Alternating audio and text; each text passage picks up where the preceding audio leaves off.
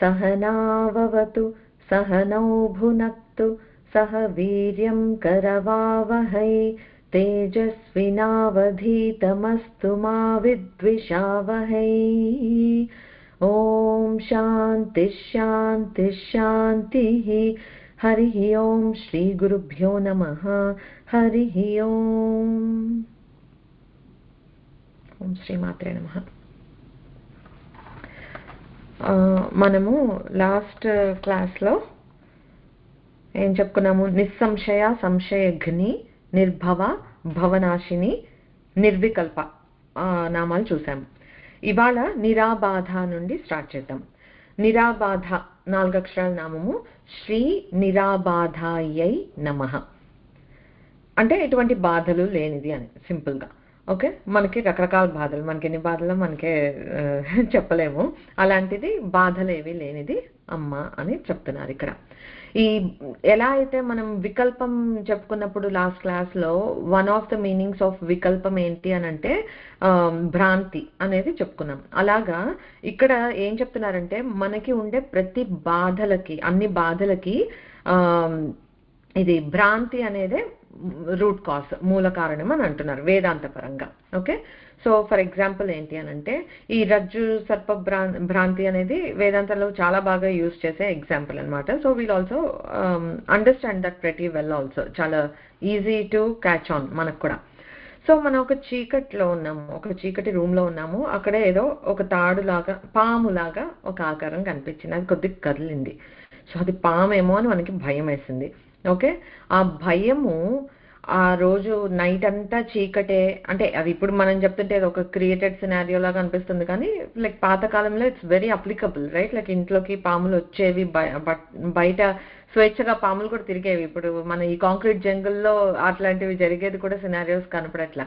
But just so we can understand, ఒక imagine ఒక night చీకటి అయిపోయింది, ఆ గదిలో ఎటువంటి వెలుతురు లేదు, అక్కడ మనకు ఒక తాడు ఉంది, అది పాము ఆకారంలో ఉంది, కొద్దిగా కదిలింది, దానివల్ల మనకు అదే పాము అని అనుకుంటే ఆ భయానికి మనం ఉన్న చోట నుంచి ఇంత పిసరు కూడా కదలకుండా, ఎక్కడ అలికిడి చేస్తే మళ్ళీ అది పాము కదులుతుందేమో అని భయపడుతూ రాత్రంతా అలాగ గట్టిగా దగ్గరికి దేవుడికి దండం పెట్టుకుంటూ ఒక దగ్గర కూర్చుని ఉంటాం. అవును కదా?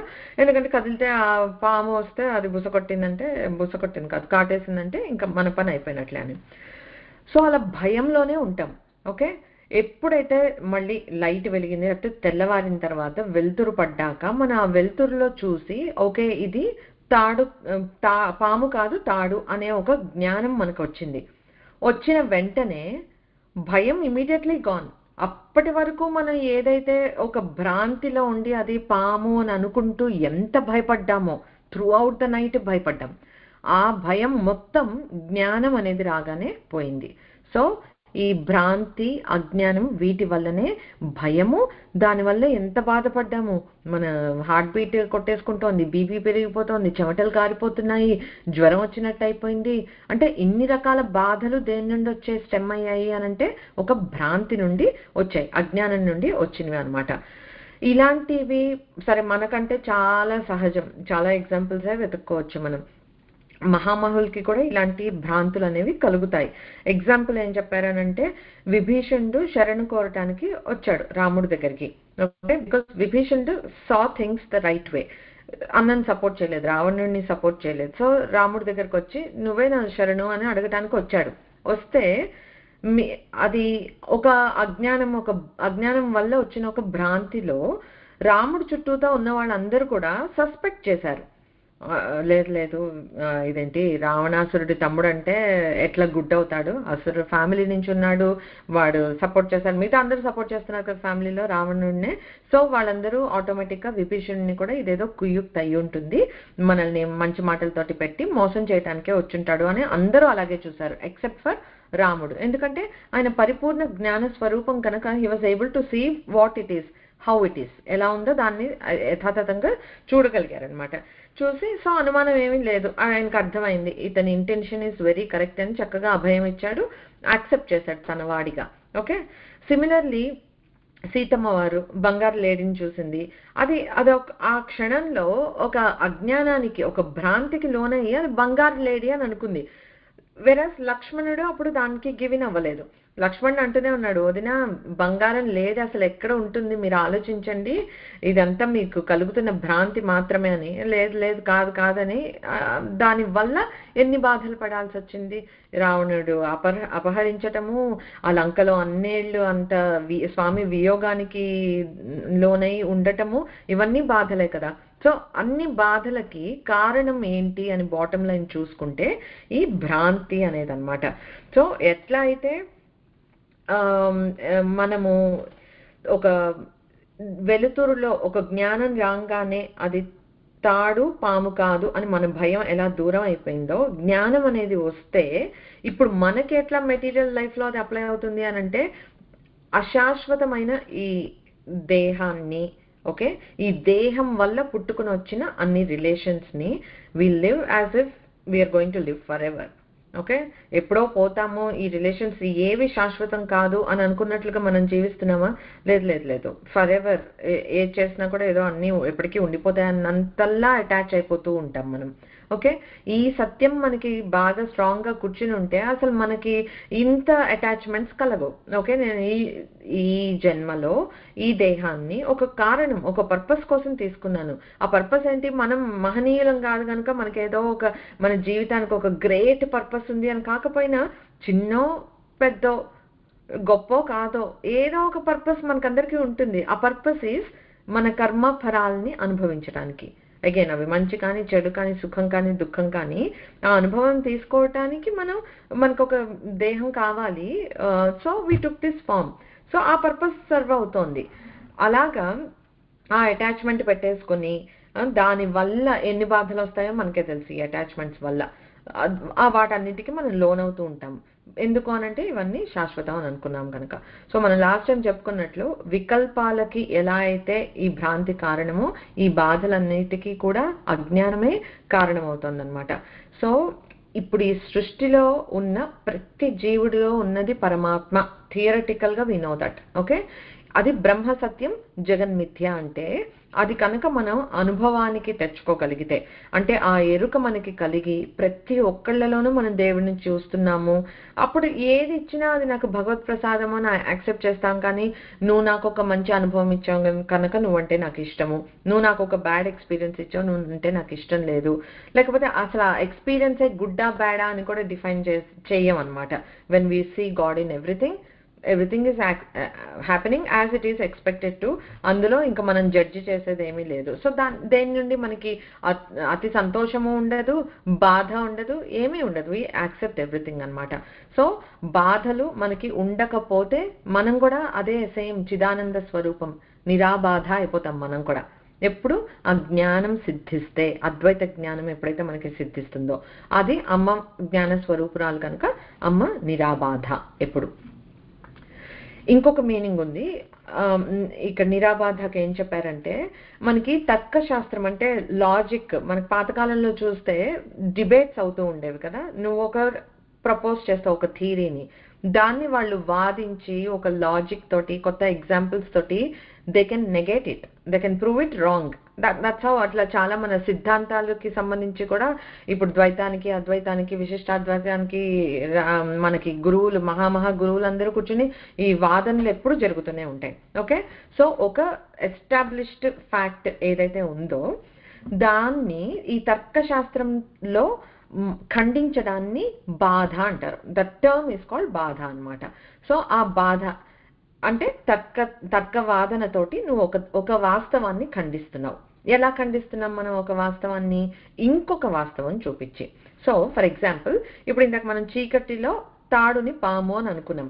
ఓకే, సో అది భ్రమ. ఓకే, వెలుతురులో చూసాక కాదు అది తాడే అని తెలిసిపోయింది, పాము కాదు అనే జ్ఞానం వచ్చింది. అంటే మన వాస్తవమైన జ్ఞానం, అంటే ఏదైతే ఇది పాము కాదు తాడు అనే వాస్తవ జ్ఞానం ఏదైతే ఉందో, మునుపటి నైట్ చీకట్లో మనకి అది తాడు పాములాగా అనిపించింది అనే ఒక భ్రమతోటి కూడిన అవాస్తవమైన జ్ఞానం, అజ్ఞానం. ఓకే, దాన్ని ఈ వాస్తవమైన సత్యం ఖండించింది. Right. So it is proven అనమాట. ఇప్పుడు వాస్తవమైన ఒక ట్రూ జ్ఞానం అనేది వచ్చినప్పుడు మన అజ్ఞానంతో అప్పటి వరకు చేసుకుంటూ ఉండే assumptions, theories, they will be all knocked of, and that is what is this బాధ అంటే అనమాట. సో ఒక అనుభవాన్ని కానీ, ఒక భ్రమతో కూడిన జ్ఞానాన్ని కానీ వాస్తవికమైన సత్యంతో ఖండించడాన్ని బాధ అని అంటారనమాట. అంటే we're negating the previous experience or previous theory by proving it wrong. Okay, so అది బాధ. సో అలాగా ఇలా భ్రమలే లేవు అమ్మవారికి. అమ్మ ఈజ్ శుద్ధ జ్ఞాన స్వరూపిణి. సో అమ్మకి అజ్ఞానం ఏముంది, లేకపోతే దాని నుండి వచ్చే భ్రాంతి ఏముంది, దాన్ని ఖండించాల్సిన అవసరం ఏముంది? సో ఇన్ దట్ సెన్స్ చూస్తే కూడా అమ్మ నిరాబాధ అనమాట. సో అమ్మని అక్కడ మనం ఖండించేది, చెప్పేది అట్లాంటిది ఏమీ అవసరం లేనిది నిరాబాధ. బట్ మనకి మనం అప్లై చేసుకోవాల్సింది ఎట్లాగా అని అంటే, మనం అద్వైత జ్ఞానాన్ని మనం పొందగలిగిన నాడు, ప్రతి సృష్టిలో ప్రతి దాంట్లోనూ మనం పరమాత్మను చూడగలిగిన నాడు మనకు కూడా ఎటువంటి భ్రాంతులు ఉండవు, దాని నుండి వచ్చే భయాలు ఉండవు, దాని నుండి వచ్చే బాధలు ఉండవు. సో మనం కూడా నిరాబాధ అవ్వగలుగుతాం అన్నమాట. నెక్స్ట్ నామం వచ్చి నిర్భేద. 3 అక్షరాల నామము శ్రీ నిర్భేదాయై నమః. నిర్గతః భేదాః యస్యాః సా. అంటే భేదాలు అనేది లేనిది అని. ఓకే, భేదం అంటే ఏంటి? ఒక డిస్టింక్షన్, ఒక సెపరేషన్, అట్లా తెలుసు కదా. భేదాలు అంటే పార్ట్స్గా చూడటము, లేకపోతే డిఫరెన్షియేట్ చేసి చూడటం అనమాట. సో టిపికల్గా భేదాలకి అంటే ఈ సృష్టిలో భేదాలు 3 రకాలుగా ఉంటాయి. అవి ఏంటి అని అంటే విజాతీయ, సజాతీయ, స్వగత. 3 రకాలుగా ఉంటాయి అన్నమాట. విజాతీయం అని అంటే ఏంటంటే ఈ సృష్టిలో the way we were made, వాటిని బట్టి మనుష్యులు ఒక జాతి, పశువులు ఒక జాతి, మళ్ళీ పశువుల్లో 4 కాళ్ళ జంతువులు ఒకటి, ఎగిరేవి పక్షులు అలాంటివి వేరు, ఆ తర్వాత వృక్షాలు ఇవన్నీ వేరు. అలాగా వృక్ష జాతి, జంతు జాతి, మనుష్య జాతి, అలాగా ఇన్ని రకాలుగా విభేదాలు ఉన్నాయన్నమాట సృష్టిలో. అది విజాతీయం. అంటే జాతిగా ఇన్ని రకాలుగా డిఫరెంట్ జాతులు ఉండటం అన్నమాట. ఇంకొకటి ఏంటి? సజాతీయం. ఈ సజాతీయం అంటే ఏంటంటే ఒకటే జాతిలో మళ్ళీ రకరకాలు చూడటం. అంటే ఫర్ ఎగ్జాంపుల్ మనుష్య జాతి అని చూసుకున్నాం అనుకో, అందులో మళ్ళీ పురుషుల, స్త్రీలో అని అనుకుంటే అక్కడితో ఆగిపోలేం. మళ్ళీ అందులో వయస్సుని బట్టి, ధర్మాన్ని బట్టి, కులాన్ని బట్టి, వృత్తిని బట్టి, లేకపోతే ఏజ్ని బట్టి, రంగుని బట్టి, హైట్ని బట్టి, లైక్ రకరకాల ఇది మనం చేస్తూ ఉంటాం భేదాలు. ఓకే, సో సజాతీయం అంటే ఒకే దాంట్లో ఉండే దాంట్లో మళ్ళీ ఎట్లా మనం డివిజన్స్ చేస్తున్నాం, సెపరేషన్స్ చేస్తున్నాము అని. థర్డ్గా వచ్చి స్వగతం అన్నారు. స్వగతం అంటే ఏంటి? మనలో మనకి. ఓకే, నాలో నేను అని అనుకునే ఈ దేహంలోనే మళ్ళీ ఎన్ని భాగాలో, ఒక్కొక్క ఇంద్రియం ఒక్కొక్క భాగం. ఒక ఇంద్రియం ఉన్నట్లు ఇంకోటి ఉండదు. కన్ను ఉన్నట్టు ముక్కు ఉండదు, ముక్కు ఉన్నట్టు నోరు ఉండదు, నోరు ఉన్నట్టు చేతులు ఉండవు, చేతులు ఉన్నట్టు కాళ్ళు ఉండదు. ఒకటి చేసే పని ఇంకోటి కూడా చేయలేదు. అంతల్లా భేదాలు, డిస్టింక్షన్ ఉందన్నమాట మన ఓన్ బాడీలో కూడా. So and what's amazing is, ఇంకా ఈ సృష్టిలో ఆ సృష్టికర్తకి ఉన్న ఇదేంటి అని అంటే అదే ముక్కు, అదే కళ్ళు, అదే నోరు, పెదవులు, పళ్ళు, అదే మొహాలు, ఎంత యునీక్ క్రియేషన్. ఒకళ్ళు ఉన్నట్లు ఇంకొకళ్ళు ఖచ్చితంగా ఉండట్లేదే. ఎక్కడో ట్విన్స్ అంటే లెక్క పెట్టచ్చు మనం ఎంతమంది, బట్ అసలు ఎన్ని యునీక్ ఫేసెస్ క్రియేట్ చేస్తున్నాం భగవంతుడిని, అసలు ఏమని చెప్తామని చెప్పు మనం. అలాగా అసలు అన్ని భేదాలు ఉన్నాయి సృష్టిలో. ఓకే, సో సృష్టిలో ఉన్న ప్రతి దాంట్లో వృక్షాలని తీసుకుంటే మళ్ళీ అందులో ఇన్ని రకాల భేదాలు చెప్పచ్చు. అలా ఏ జాతిని చూసుకున్నా అన్ని రకాల భేదాలు చెప్పచ్చు అనమాట. వాటిలో కూడా మళ్ళీ స్వగతం, ఒక్కొక్క వృక్షానికి ఉండే attributes, properties they'll be very different from others. So సృష్టిలో ఉన్న ప్రతి వస్తువులోనూ ఈ 3 రకాల భేదాలు అనేవి ఉండనే ఉంటాయి అన్నమాట. అమ్మవారు ఈ సృష్టికి అతీతం కనుక అమ్మలో ఇలాంటి భేదాలు ఏవీ లేవు, అందుకని అమ్మ నిర్భేద అయిందనమాట. ఓకే, సో సిమిలర్గా మనకి ఇప్పుడు మంచు అంటే ఐస్ ఫామ్ తీసుకున్న, వాటర్ లేకపోతే వేపర్ అంటే సాలిడ్, తర్వాత గ్యాసెస్, లిక్విడ్, 3 ఫార్మ్స్లో చూసుకున్నా కూడా core material is that H2O. అది సేమే కదా, అదేం మారట్లేదు. బట్ ఈ ప్రాపర్టీస్ వల్ల భాగాలు ఏర్పడుతూ ఉన్నాయన్నమాట. సో అలాగా మనము సృష్టిలో ఇన్ని రకాల భేదాలు మనం చూస్తున్నా, సృష్టిలో ప్రతి వస్తువులో, చరాచరమైన ప్రతి వస్తువులో కూడా నిండి ఉన్నది అమ్మ తప్పితే వేరొకటి లేదు. ఓకే, సో అమ్మకేమీ భేదాలు లేవు, కానీ మనం ఆ భేదాలు చూస్తున్నాం అనమాట. సో ఇంకొక మీనింగ్ ఏం చెప్తున్నారంటే, ఇప్పుడు మనం ఎప్పుడు అమ్మవారి ఉపాసన చేస్తున్నాము అని అంటే కనుక ఎప్పుడు గుర్తుంచుకోవాల్సిన సమయాచారం. ఓకే, శివుడిని కలిపి అమ్మని చూడాలి. సాంబ అంటే సాంబ, అంబ, అంబతో కూడిన శివుడిని పూజించాలి. అలాగే శివ శక్తి ఐక్య స్వరూపిణిగా అమ్మవారిని మనం పూజించాలి. ఎప్పుడు ఇది భేదం అక్కడ చూడకూడదు. సో ఇక్కడ నిర్భేద అంటే ఇంకొక మీనింగ్ ఏంటంటే, ఈశ్వరుడితోటి, పరమేశ్వరుడితోటి ఎప్పుడు భేదం లేని తల్లి. ఓకే, అది నిర్భేద అనమాట. సో ఆ సమయాచారాన్ని కూడా ఇక్కడ మళ్ళీ మనకి వశిన్యాది వాగ్దేవతలు ఎన్ని ఇట్లా నామాలు చెప్తూనే ఉంటారు, మధ్య మధ్యలో దే కీప్ థ్రోయింగ్ ఇన్. ఎందుకంటే మనం ఎంత అమ్మ గురించి మాట్లాడుకున్నా మనం మర్చిపోకూడనిది అయ్యవారిని. అందుకని అలా ఒక్కొక్క నామంలో మళ్ళీ మనకి రిమైండ్ చేస్తూ ఉంటారనమాట. సో మనం ఎప్పుడు గుర్తుంచుకున్నది ఎగ్జాంపుల్ దీపము, కాంతి. దీపం శివుడైతే కాంతి ప్రకాశం అమ్మవారు. దీపం లేకుండా ప్రకాశం లేదు, ప్రకాశం లేకుండా దీపం అవసరమే లేదు. ఓకే, సో అలాగా అంటే ఆ ప్రకాశం లేకపోతే అక్కడ దీపం ఉందని కూడా మనకు కనిపించదు కదా. వెలిగించకుండా ఒక దీపం పెట్టాం చీకట్లో, హూ నోస్ అక్కడ ఒక ప్రమిద ఉందని రెడీగా అని. ప్రకాశం వల్లనే, అంటే అమ్మ వల్లనే స్వామి ఉన్నారు అనే తెలుస్తుంది. అందుకే శివజ్ఞాన ప్రదాయిని అమ్మవారు.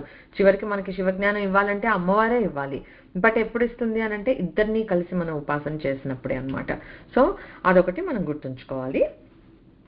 దీనికి ఇంకొక ఇది విధంగా ఎలా చెప్పారు అనంటే, ఆలేఖ్య విశేష ఇవ గజ వృషభయోర్ద్వయోః ప్రతిభావం ఏకస్మిన్ ఏవార్థే శివశక్తి విభాగ కల్పనాం కుర్మః.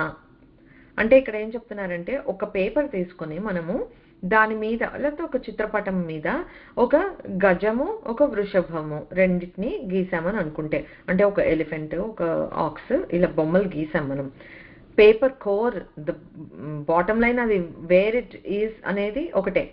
మనం ఆ పేపర్ని మామూలుగా చూస్తే ఒక పేపర్, ఆ పేపర్లో మనం రెండు బొమ్మలు గీసి ఇది ఏనుగు అంటున్నాము, ఇది వృషభము అని అంటున్నాం.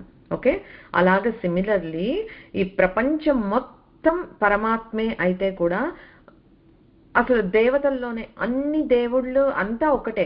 మనమే దానికి ఒక రూపాన్ని ఇచ్చి ఇది రాముడు, ఇది కృష్ణుడు, ఇది అమ్మవారు, ఇది శివుడు అని అంటున్నాం. పరమాత్మ తత్వం ఒకటే. ఇంకా వైడర్ గా అప్లై చేసుకుంటే సృష్టి మొత్తం పరమాత్మ స్వరూపమే. దాంట్లో మనం ఇదిగో ఈ 3 రకాల భేదాలు, ఎలాగో మనకు కంటికి కనిపించే వాటన్నిటిలో ఈ 3 భేదాలు చేస్తున్నామని చెప్పుకున్నాం కదా.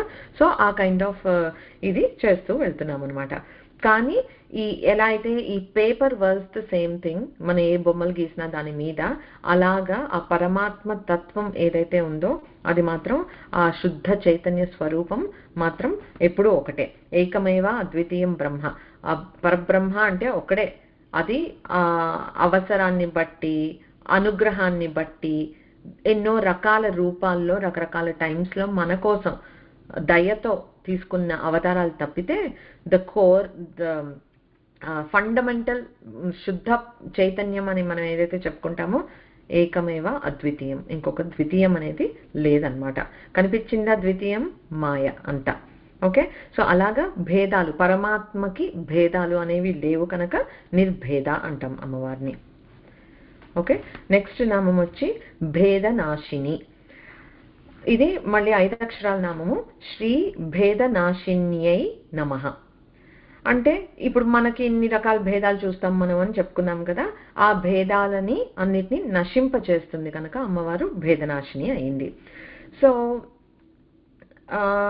మన ఇప్పుడు చెప్పుకున్నవి, ఇప్పుడు విజాతీయ, సజాతీయ, స్వగత, ఈ 3 రకాల భేదాలు very applicable for all of us, we understand కదా. కానీ వీటన్నిటికన్నా అసలైన ఈ భేదం ఏంటి అనంటే ద్వైతం. ఇందాక చెప్పినట్లు మనం ద్వైతాన్ని చూస్తున్నాము అనంటే అదే బిగ్గెస్ట్ భేదం అన్నమాట. అంటే మన ఎంత ఇప్పుడు ఆదిశంకరాచార్యులు, మన గురువులు, మనం ఆ బాటలో ఉన్నాము, అద్వైతం సిద్ధాంతాన్ని మేము నమ్మచ్చు. కానీ మనం ఏం మార్గం, అద్వైతానికి రీచ్ అవ్వాలి అని అంటే కూడా ద్వైతమే మార్గం. ఎందుకంటే మనకి నిజంగా అద్వైత స్థితికి వెళ్ళిన తర్వాత అద్వైతంలో ఇంకేం లేదు. దట్స్ ద చరమ అవస్థ అన్నమాట. ఇప్పుడు అద్వైతమే మనకి నీడెడ్. ఏమి భగవంతుడు వేరు, నేను వేరు అని అనుకున్నప్పుడే కదా ఈ ఉపాసన, సాధన, భగవంతుడిని చేరటము, భగవంతుడి అనుగ్రహము అని అనుకోవటము ఇవన్నీ జరుగుతున్నాయంటే ద్వైతం ఉండబట్టే. ఓకే, సో మనకి అసలైన భేదం ఏంటి మనం చూసేది అంటే అద్వైత దృష్టి. దట్ వి సీ పరమాత్మ యాజ్ సెపరేట్ ఫ్రమ్ అస్. మన తోటి మనలో ఉన్నది కూడా పరమాత్మ. థియరటికల్ గా వి అండర్స్టాండ్, థియరటికల్ గా we believe that ultimately we have to get to అద్వైతం అనేది. బట్ మార్గం లేదు మనకి, ఎందుకంటే అది జ్ఞానం. ఆ జ్ఞానాదేవ అనుభవం మనకి సిద్ధించేది.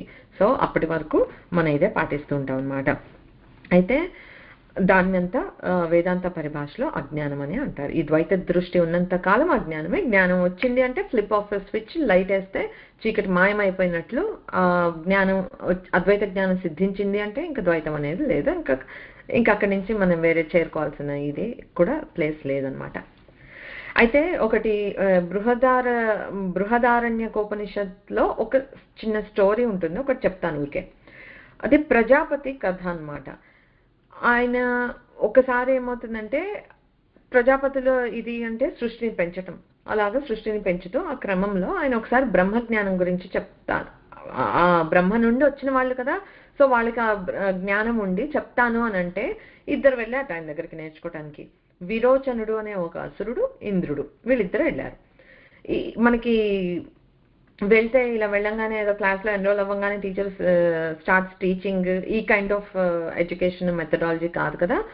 చాలా ఏళ్ళు గురుకులంలో ఉంటూ, అంటే గురువు దగ్గర ఉంటూ గురు శుశ్రూష చేసుకుంటూ నెమ్మదిగా మనం నేర్చుకోవాలి. అండ్ హౌ ద టీచ్ అనే దానికి I just want to share this story అనమాట. ఎట్లా చెప్తారు అని అంటే, ఒక 32 ఏళ్ళు బ్రహ్మచర్య వ్రతం చేస్తూ గురు సేవలు చేసుకుంటూ అలాగా వాళ్ళిద్దరూ చేస్తూ ఉంటే, వాళ్ళిద్దరు గురుగారి దగ్గరికి వెళ్తే ఆయన ఒకరోజు చెప్తారట, ఏమని, మీ కళ్ళతో మీరు ఏదైతే చూస్తున్నారో అదే ఆత్మ అని చెప్పారు. అంటే వీళ్ళు ఆత్మజ్ఞానం కోసం అని వెళ్ళారు కదా, మీ కళ్ళతో మీరు ఏది చూస్తున్నారో అదే ఆత్మ అని అన్నారు. అంటే సో అదే అమృతమైనది, అదే అభయమైనది అని చెప్పారనమాట. చెప్తే ఓకే, సో అలా చెప్పేవాళ్ళు. ఎట్లా ఉండేది క్లాస్ అని అంటే, అరటిపండు ఒలిచి మ్యాష్ చేసేసి నోట్లో స్పూన్ పెట్టి తినిపించేసి ఆ టైప్ ఉండదు. ది గివ్ నాలెడ్జ్, చిన్న క్యాప్స్యూల్ లాగా, ఒక స్టేట్మెంట్ లాగా. Then you have to do విచారణ అనమాట దాని మీద. నీకు ఎంత అర్థమైంది మళ్ళీ వచ్చి మన డౌట్ ఉంటే అడగాలి, లేకపోతే you have to contemplate on it. ఈజీగా వచ్చేసే జ్ఞానాలు కావు, అలా చెప్పేవాళ్ళు కాదు. That's not the teaching style. ఎందుకు అనంటే, ఇప్పుడు ఏదైనా చూడండి, మనకి ఎవరైనా ఒక మ్యాథ్స్ ప్రాబ్లమ్ సాల్వ్ చేస్తున్నాం, or anything that we're working on, solution ఈజీగా చెప్పేశారు అని అంటే you are just replicating it, you are not putting your mind. ఇట్లా చేయాలి అంటే కాపీ పేస్ట్ లాగా చేసేస్తున్నాం. దానివల్ల మనకి ట్రూ నాలెడ్జ్ వస్తుందా? రాదు. జస్ట్ ఏదో గుర్తుంది, కొంతసేపు గుర్తుంటుంది, తర్వాత పోతుంది, బట్ ట్రూ నాలెడ్జ్ రాదు. ట్రూ నాలెడ్జ్ ఎప్పుడు వస్తుందంటే hands on, if you try to work on it. ఎలా చేయాలో తెలుసుకొని మనం చేస్తేనే మనకు వస్తుంది. అలాగా సో వీళ్ళిద్దరికి ఏం చెప్పారు, మీరు మీ కళ్ళతో ఏదైతే చూస్తున్నారో అదే ఆత్మ అని చెప్పారు. చెప్తే ఇద్దరు వెళ్ళారు. వెళ్ళిన తర్వాత వాళ్ళ ఒక అద్దంలో వాళ్ళ ప్రతిబింబం చూసుకున్నారు. అంటే నా శరీరమే అక్కడ కనిపిస్తోంది అని ఇద్దరు చూసుకున్నారు. చూసుకున్నాక విరోచనుడు, అయిపోయింది, నాకు తెలిసిపోయింది, ఇంకా ఆత్మతత్వం అంటే ఏంటో అర్థమైపోయింది, మన శరీరమే మన ఆత్మ. So that's where we all start కదా. మన ఇదే మనము అని అనుకుంటాం, ఏదైతే మన ఆత్మతత్వం అని మాట్లాడుతున్నామో మన శరీరం అని అనుకుంటాం మనం. జస్ట్ లైక్ దాట్ విరోచనుడు అలాగే అనుకున్నాడు. హీ లెఫ్ట్ అనమాట. వెళ్ళిపోయి చక్కగా అందరికీ ప్రాపగండా చేసేసాడు దట్ శరీరమే ఆత్మ, చక్కగా మన శరీరాన్ని సుఖంగా మంచిగా చూసుకుంటే అదే అల్టిమేట్, అదే మోక్ష సిద్ధి అన్నట్లుగా చెప్పాడు. అయిపోయింది, వెళ్ళిపోయాడు. What I feel like is, ఈ దేహాన్ని సుఖపెట్టుకోవటమే ఈ మోక్షం, అంతకన్నా ఇంకా కావాల్సిందేముంది అనే దగ్గర మనం కూడా ఆగిపోయాం. అసురుల్లాగే ఆ విరోచనుడు ఏదైతే ప్రాపగండా చేశాడో మనం అక్కడ ఆగిపోయాము అని అనిపిస్తుంది. అందుకే మనకి ఇన్ని భిన్నాలు భేదాలు కనిపిస్తున్నాయి, ఎందుకంటే మన శరీరంతో ఆత్మని కన్ఫైన్ అయినట్లుగా చూస్తున్నాం కనుక. అఫ్ కోర్స్ కళ్ళ ముందు రకరకాల శరీరాలు, సో మనం భేదాలని చూస్తూ ఉన్నాం ఇవాళకి కూడా. కదా. ఎవ్రీబడీ ఈజ్ సో డిఫరెంట్ అనే అనుకుంటాం, మనం ఇది అని అనుకుంటాం. ఓకే, సో ఇంద్రుడు కూడా వెళ్ళాడు కదా, ఇంద్రుడు కూడా అక్కడే చూశాడు. చూసిన తర్వాత ఆలోచించాడు ఏంటంటే, ఇప్పుడు శరీరమే ఆత్మ అని అంటే మరి ఆత్మ అమృతమైనది అని అన్నారు కదా, శరీరానికి జర వ్యాధి వస్తాయి, మనుషులు చనిపోతూ ఉంటారు, సో శరీరం ఆత్మ ఎలా అవుతుంది అని he didn't quite agree on what was told. So మళ్ళీ వెళ్ళారు గురువు దగ్గరికి. మళ్ళీ ఇంకొక సేమ్ రిగర్ ఆఫ్ ఇది ఉంటుంది, మళ్ళీ 32 ఏళ్ళ బ్రహ్మచర్యం, యూ కీప్ కాంటెంప్లేటింగ్, నీ ఆలోచన ఎంతవరకు వెళ్తుందో నువ్వు చెయ్యి అని అన్న. సో అలా చేసుకున్నాడు. చేసుకున్న తర్వాత మళ్ళీ వెళ్ళాడట, వెళ్ళి అడిగాట, ఈ శరీరం అనేది విపరిణమతే అని అంటాం కదా, ఈ దేహానికి ఆ వికారం ఉంది కదా, చేంజ్ అవుతుంది, ఎవర్ చేంజింగ్, మృత్యు కూడా వస్తుంది, దేహం పడిపోతుంది, సో దేహము నా కళ్ళతో నేను చూసుకుంటున్న ఈ దేహాన్ని మీరు ఆత్మ అంటే ఎలా అవుతుంది, అది అమృతమయం ఎలా అవుతుంది అని అడిగాట. అప్పుడు ఆయన ఓకే సంతోషించి, గురువులు ఎప్పుడు అంతే ఫుల్ మళ్ళీ ఆన్సర్ ఇప్పి చెప్పేశారు. నెక్స్ట్ ఇంకొక క్లూ లాగా అనమాట ఇస్తారు. ఈసారి ఏం చెప్పారంటే, స్వప్నంలో ఆనందించేవాడే ఆత్మ. అంటే నీ physical body is lying down, ఇక్కడ ఫిజికల్ బాడీ కాదని చెప్పాను. నువ్వు పడుకున్నప్పుడు నీకు కళలు వచ్చినప్పుడు ఒక కళలో ఒక అనుభవాన్ని పొందుతున్నావు. Either you are very happy, అబ్బా నాకు నేను ఎంత మంచి కళ వచ్చిందో అంటాం, లేకపోతే అబ్బా నైట్ మేర్ వచ్చింది అంటాం. ఒక అనుభవాన్ని ఫీల్ అవుతున్నది ఎవరో అది ఆత్మ. So which means it is telling me that it's not my physical body, because physical బాడీకి అనుభవం రాలేదు, బట్ లోపల ఇంటర్నల్ గా నాకు అనుభవం వచ్చింది, అది ఆత్మ అని అన్నారు. అంటే మళ్ళీ ఆలోచించాడు. ఆలోచిస్తే మళ్ళీ సంశయం వచ్చింది. ఏమన్నాడు ఈసారి, మరి కళలో ఉన్నప్పుడు నేను ఒక్కొక్కసారి ఆనందిస్తున్నాను, ఒక్కొక్కసారి దుఃఖిస్తున్నాను, డిపెండింగ్ ఆన్ ద కళ. ఒక్కొక్కసారి కళ వచ్చినప్పుడు భయపడుతున్నాం కదా, భయపడి పీడ కళలాగా లేచి కూర్చుంటాం మనం, అంటే భయం ఉంది. మరి ఆత్మ అభయమైనది అయితే అక్కడ భయపడుతుంటే అది ఆత్మ కాదు. ఇది చూస్తుంటే మనకి అట్లా నేతి నేతి అని బాడీ కాదు, ప్రాణం కాదు అని పంచకోశాలని దాటుకుంటూ వెళ్ళిన కథ ఎలా ఉందో సిమిలర్ టైప్ ఆఫ్ ఇది, డిఫరెంట్ స్టోరీ అనమాట. సో అలా చెప్పారు. అంటే ఆలోచించాడు, ఓకే సో అది నేనైతే కనుక అది కాదు. సో మళ్ళీ వెళ్ళాడు, మళ్ళీ సేమ్ థింగ్, మళ్ళీ ఎన్నో ఏళ్ళు, మళ్ళీ ఎంతో రిగర్ టెస్ట్లు అంతా అయిన తర్వాత అప్పుడు ఏం చెప్పారంటే, నీకు గాఢ నిద్రలో సుషుప్తిలో, అంటే కళలు కూడా దాటిపోయావు, నీకు కళలు లేవు, ఏమీ లేవు, ఆ తురీయ అవస్థ అని అంటారు కదా, ఆ సుషుప్తిలో ఏమీ లేని అవస్థ ఏదైతే ఉందో అది ఆత్మతత్వం అని చెప్పాడు. Okay, make sense right? Like మనం కూడా చాలాసార్లు అనుకున్నాం అది రీచ్ అవ్వగలిగితే that's the closest point, that's not the point. Okay, but that is the point, సమాధి స్థితి లాగా అనమాట. ఆ తురీయ అవస్థకి మనం వెళ్తే, అంటే జాగ్రత్త స్వప్న సుషుప్తి అవస్థలు దాటుకుని ఆ తురీయ అవస్థకి మనం చేరుకోగలిగితే కనుక అక్కడ ఏ స్పృహ లేదు. అప్పుడు ఇంద్రుడికి మళ్ళీ ఇది కూడా డౌట్ వచ్చింది, అసలు స్పృహ లేకుండా పడి ఉంటాం అప్పుడు మనం, ఏం జరుగుతుందో మన చుట్టూతో అసలు అవేర్నెస్ అనేదే లేదు. అంటే అది జ్ఞానం కాదు, సంపూర్ణ జ్ఞానం కానే కాదు. సంపూర్ణ జ్ఞానం కానిది ఆత్మ ఎలా అవుతుంది? సో ఎంత బ్యూటిఫుల్ గా ఉందో ఈ క్వశ్చనింగ్ కదా. సో దట్ ఈస్ హౌ అన్నమాట, మనం కూడా ఏదో ఒకటి విన్నాము, విని ఊరుకోకుండా దాన్ని నిజమే అంటే క్వశ్చన్ చేయమని కాదు, ఇక్కడ హిడెన్ క్వశ్చన్ ద గురు, ఆలోచించి కాంటెంప్లేట్ చేసుకుని తనకి ఏదో అగ్రి అవ్వలేదు, ఆన్సర్ కాలేదు అని అనిపించి చక్కగా రెస్పెక్ట్ఫుల్ గా మళ్ళీ వెళ్ళి అడుగుతున్నాడు. That's inquiring. క్వశ్చనింగ్ అంటే ఇన్స్టెంట్ రియాక్షన్, లైక్ నాకు వెంటనే అర్థం కాలేదు అడిగేసరి, ఇలా కాదు. He took the time to process it, digest it, and then contemplate చేసుకున్నాక తన రీజనింగ్ కి లేకపోతే తనకి ఉన్న జ్ఞానానికి అందనిది మళ్ళీ గురువు దగ్గరకి క్వశ్చన్ లాగా వచ్చారనమాట. సో అప్పుడేం చెప్పారంటే, ఓకే ఈ భౌతిక శరీరం అనేది ఇది నాశనం అయ్యేది, కానీ దీన్ని ఉపయోగించుకుంటూ మన అన్ని కర్మలను చూస్తున్నది, చేస్తున్నది ఒక చైతన్యం ఏదైతే ఉందో, విచ్ ఇస్ ఇన్ ఎవ్రీ అవస్థ. ఓకే, అది ఆత్మ అనేది అర్థమైంది. అంటే ఈ ఆత్మ శరీరానికి, ఇంద్రియాలకి, మనస్సుకి, బుద్ధికి, వీటన్నిటికీ అతీతమైనది అని అప్పుడు అర్థమైంది అనమాట. అంటే ఏదైతే మనకి అర్థమైన తర్వాత విల్ ఫీల్ వెరీ ఫ్రీ అనమాట. You're not bound by anything, you are that eternal ఆత్మతత్వము అని తెలిసిన తర్వాత ఒక రకమైన హ్యాపీనెస్, ఒక రకమైన ఫ్రీడమ్ అనేది అనుభవానికి వస్తుంది ఆ క్షణంలో. అది ఎట్లా ఉంటుంది అంటే మనము చెప్పలేము, బట్ అది ఆ జ్ఞానం అప్పుడు వచ్చే ఆనందం ఏంటంటే శాశ్వతమైన ఆనందం. అప్పటి వరకు మనకి ఎన్నో ఆనందాలు వస్తూనే ఉంటాయి, ప్రతిసారి ప్రతి పూట తిని కడుపు నిండంగానే మంచి ఒక ఆనందం, పడుకుని హాయిగా లేచిన తర్వాత అదొక ఆనందం, చాలా ఆనందాలు ఉంటాయి. క్షణిక ఆనందమో లేకపోతే గంటలు ఉంటుందో లేకపోతే పూట ఉంటుందో అట్లా అవుతూ ఉంటుంది అనమాట. బట్ ఇదేంటి అని అంటే శాశ్వతమైన ఆనందం. ఎందుకంటే once you have attain that state there is no going back, falling back అనేది లేదు. లైక్ సార్ దీపం వేస్తే చీకటి మాయమే అయిపోయినట్లు అజ్ఞానం అనేది మాయం అయిపోయింది. అండ్ దెన్ యు ఆర్ ఇంకా మన శాశ్వతమైన ఆనంద చిదానంద స్వరూపంగా ఎప్పటికీ ఉండిపోతాం అనమాట. సో జ్ఞానం ద్వారా మాత్రమే ఆత్మజ్ఞానము, ఈ అద్వైత జ్ఞానం అనేది మనకి లభిస్తుంది. ఇక్కడ ఇంపార్టెంట్ పాయింట్ మనం అర్థం చేసుకోవాల్సింది ఈజ్ విచారణ అనేది మన సనాతన ధర్మంలో, మన టీచింగ్ స్టైల్లో విచారణ మన సాధనలో అంతవరకు ఎందుకు విచారణ అనేది ఇంపార్టెంట్.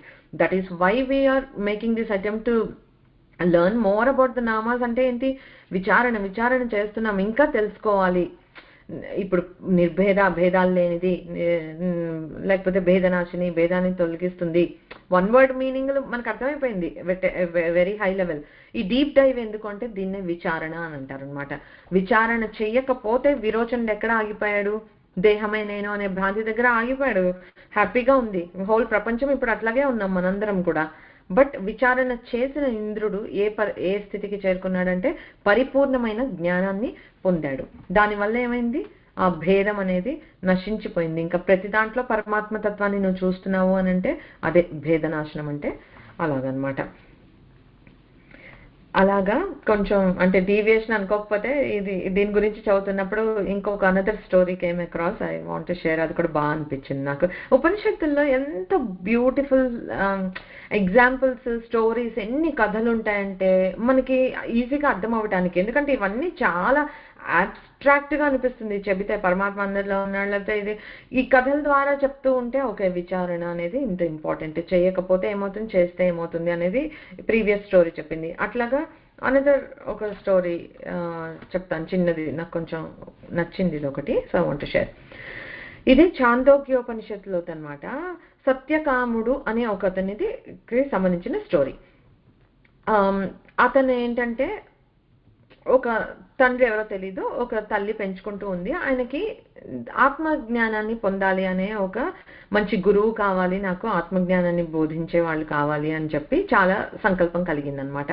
వాళ్ళ అమ్మ దగ్గరికి వెళ్ళి ఈ గురుకులాల్లో చేరాలి అని అంటే గోత్రనామాలు చెప్పటము అలాంటివి ఉంటాయన్నమాట, చెప్పుకొని వెళ్ళాలి. That's their registration, admission process అట్లా అనుకోవచ్చు. సో అలాగా అయితే ఇతను పాపం వాళ్ళ అమ్మ దగ్గరికి వెళ్ళి అడిగాడు అనమాట, అమ్మ ఇప్పుడు నేను ఇలా వెళ్ళి గురుకులానికి వెళ్ళి నేర్చుకుందాం అని అనుకుంటున్నాను అంటే, వెళ్ళిరా నాయన అని అంది అమ్మ. మన గోత్రనామాలు అడుగుతారు కదా, నాన్న పేరేంటి, గోత్రం ఏంటి, ఏ వంశము, ఎట్లా చెప్తావా అని అడిగాడు అనమాట. చెప్తే అతను వాళ్ళ అమ్మ ఏమనిందంటే, షీ వాస్ ప్రెటీ ఆనెస్ట్. నేను చాలా చిన్నప్పటి నుంచి అందరికీ ఇలా దాసి పనులు చేసుకుంటూ పెరిగాను, మల్టిపుల్ పీపుల్ యూస్ మీ, నాకు నీ తండ్రి ఎవరో నాకు నిజంగా తెలియదు నాయన అని చెప్పి ఓపెన్లీ షీ అడ్మిటెడ్ అనమాట. సో నేను పెంచుకుంటూ వస్తున్నాను కానీ నీ తండ్రి ఎవరో నేను చెప్పలేను అని. కానీ ఒకటి చెప్తాను, నువ్వు నా కొడుకువి, ఆమె పేరు జాబాలి. సో సత్యకామ జాబాలి అని నేమ్ ఇతంది వెల్ నోన్ అనమాట. సో నా కొడుకువి, సో నువ్వు సత్యకామ జాబాలివి, అలా చెప్పుకో వెళ్ళి అని అంటుంది. అంటే సరే వెళ్తాడు ఇతను. ఒక గౌతముడు, హరిద్రుతమ గౌతముడు అని ఒక ఆయన గురువు గారు అనమాట, ఆయన ఆశ్రమానికి వెళ్తాడు. ఆయన అడుగుతారు, ఎవరు, నీ గోత్రం ఏంటి, నీ వంశం ఏంటి అంటే ఇతను కూడా ఓపెన్ గా ఆనెస్ట్ గానే చెప్తాడు. అందులో దాచాలి, సిగ్గుపడటానికి అట్లాగేమో అనుకోకుండా, గురువు దగ్గర మనం అలా దాచి అబద్ధాలు చెప్పకూడదు కదా, ఆ సంస్కారం ఉందన్నమాట. So he just said this. అయితే గురువుకి అర్థమైందనమాట, ఓకే ఇంత అంటే ఈ ఆనెస్టీ, ఈ సత్య నిబద్ధత ఇవన్నీ ఉన్నాయి అని అంటే he's good, I can take him as my student అని ఆయనకు అనిపించింది అనమాట. సో తీసుకున్నారు. Like I said, education does not come easily. పాతకాలంలో చాలా రిగరస్ టాస్క్లో అలాంటివి ఇస్తారు. ఎలా అయితే ఇప్పుడు ఇందాక స్టోరీలో ఇంద్రుడు వాళ్ళు ఇన్నేసేళ్ళు కఠోర బ్రహ్మచర్యము సేవలు ఇవన్నీ చేశారు కదా, ఇక్కడ ఇప్పుడు వచ్చాడు, యాక్సెప్ట్ చేశాడు ఆయన దయతోటి. ఓకే, అంటే ఎవరన్నా విద్యని నేర్చుకోవాలని ఒక కాంక్షతో వచ్చినప్పుడు you can't deny it unless there is a valid reason, right? ఇక్కడ ఇంట్రెస్ట్ ముఖ్యం, ఆ సంస్కారం ముఖ్యం, అది తనలో ఉంది, కాకపోతే కొంచెం టైం కావాలి. సో ఆయన ఏం చేశారనంటే ఇతనికి ఒక 400 ఆవుల్ని ఇచ్చి వీటిని అరణ్యానికి తీసుకుని వెళ్ళి 1000 ఆవులు అయిన తర్వాత రా అన్నాడు. How much time it takes. Okay, so ఆ మందని తీసుకొని ఇతను వెళ్ళాడు. గురువు వాక్యం మీద అంత శ్రద్ధ ఉండేదన్నమాట.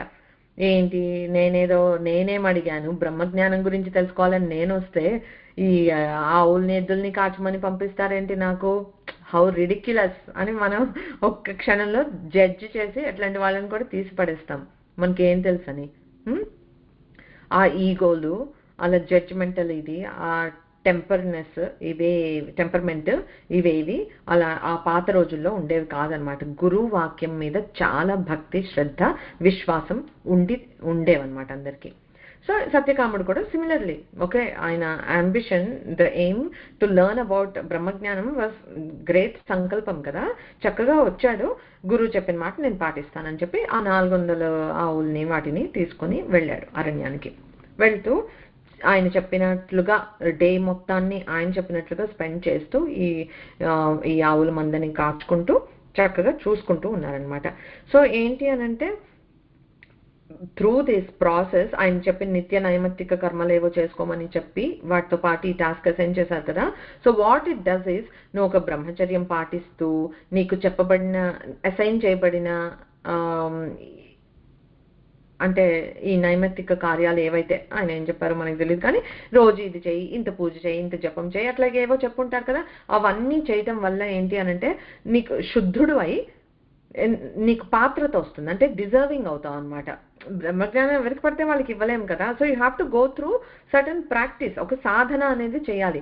సో ఆ సాధన గురుకులంలో చేయొచ్చు, లేకపోతే ఇంకోటి చేయొచ్చు. ఇక్కడ పంపించారు అని అంటే there is a bigger purpose, simple. So ఆయన అలా చేస్తూ చక్కగా he was like evolving day by day. అలాగే ఆవుల్ని పెంచుకుంటూ తనకి అసైన్ అయ్యబడిన కర్తవ్యం చేస్తూ ఉన్నాడనమాట.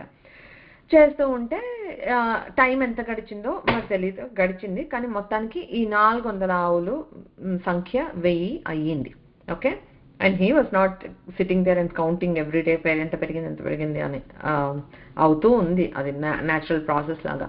అప్పుడు ఒక వృషభం వచ్చి అవుట్ ఆఫ్ దిస్ మంద ఇట్ సెట్, నీకు 1000 కౌంట్ అయిపోయింది, ఇప్పుడు నువ్వు తిరిగి గురుకులానికి వెళ్ళొచ్చు అని చెప్పింది అనమాట. ఓకే, సో నీకు గురువు అప్పచెప్పిన కార్యం సఫలమైంది. So now you are eligible to go back గురుకులానికి.